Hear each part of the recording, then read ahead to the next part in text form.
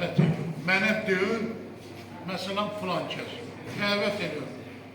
Mən şəxsən heç kəslə düşmənçilik aparmıram. Bütün ictimai təşkilatları qəbul edirəm. Görürəm ki, onlar düz yoldadır, bəyənirəm və onların istiqamətində hərəkət eləmək xoş deyil.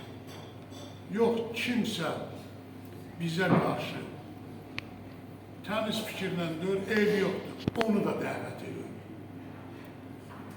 Onu da dəvət edir. Bax, gəlsinlər bizim mehribançılığımızı, bir ailə olduğumuzu görsünlər, bilsinlər ki, həqiqətən düz yox deyil.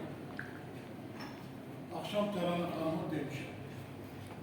Bu binada mənim yeni olan qardaşım olmaq. Orta məqalədə qeyd. Böyle bir